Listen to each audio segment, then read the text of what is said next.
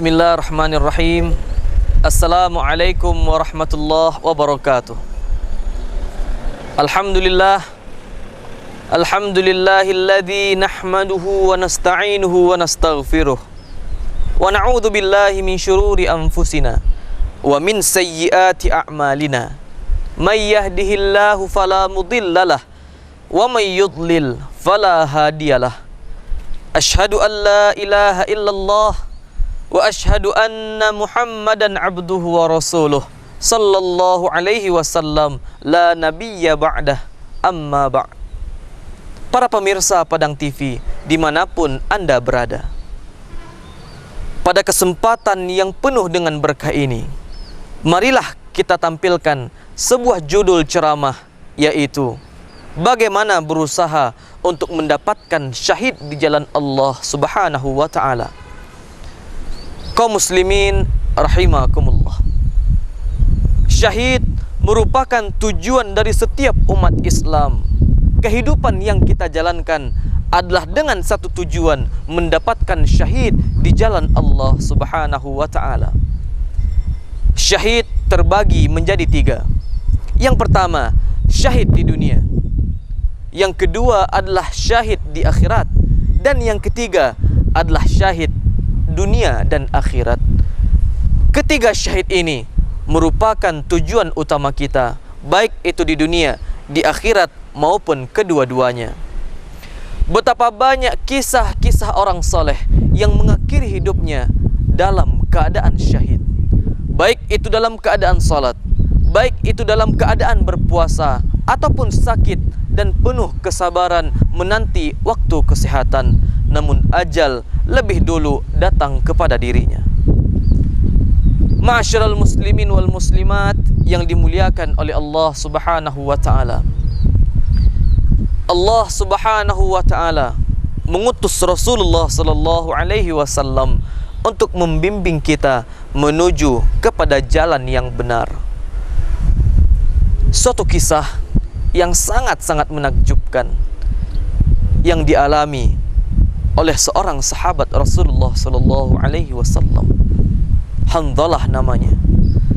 Hanzalah merupakan sahabat yang sangat-sangat cinta kepada baginda Muhammad sallallahu alaihi wasallam.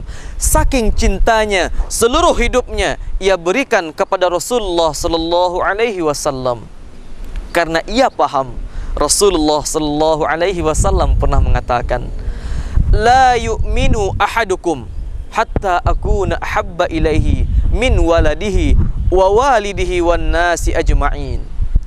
Tidaklah beriman salah seorang di antara kamu, kata Rasulullah, sampai menjadikan aku lebih ia cintai dibandingkan anak-anaknya, orang tuanya, dan manusia secara keseluruhannya. Kita mengetahui bahwa cinta kepada Rasulullah dapat mengantarkan kita kepada cinta yang hakiki, yaitu cinta kepada Allah Subhanahu wa ta'ala. Tatkala cinta kepada Allah telah kita tanamkan, maka di sanalah insyaallah syahid hanya tinggal menunggu. Hanzalah suatu hari menikahi seorang wanita dari kalangan Arab.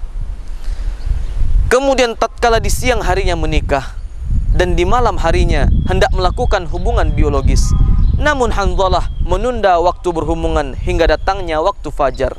Karena apa? Karena takut jika seandainya ibadah qiyamul lail yang biasa ia laksanakan, tahajud bersama berjamaah yang biasa ia laksanakan, bisa kacau dan tertunda atau dilalaikan disebab malam pertama. Dan disinilah para ulama sepakat bahwa para pengantin, orang yang baru menikah, boleh untuk menunda waktunya menjelang waktu fajar untuk mempertahankan ibadah kepada Allah Subhanahu wa ta'ala. Kemudian tatkala selesai salat subuh, Hanzalah rahimahullah menggauli istrinya. Kemudian tatkala beliau dalam keadaan junub, terdengar dari suara masjid bahwa Rasulullah sallallahu alaihi wasallam mengatakan diwajibkan kepada seluruh para sahabat, seluruh kaum muslimin untuk ikut serta dalam perang ketika itu, yaitu perang Uhud yang terjadi pada waktu duha. Kemudian Hanzalah berkiraan bahwa ia akan mengikuti perang tersebut pada waktu duha dan masih ada waktu untuk bersama istrinya.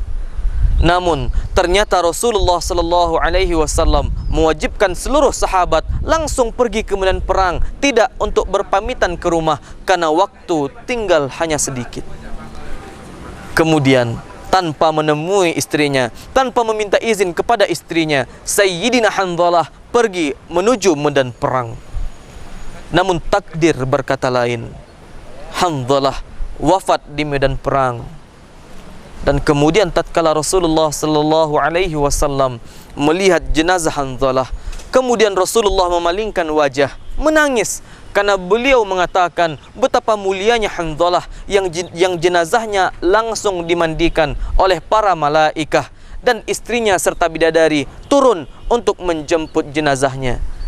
Inilah keadaan syahid terbaik yang diterima oleh Hanzalah sebagai rasa cintanya kepada Rasulullah sallallahu alaihi wasallam.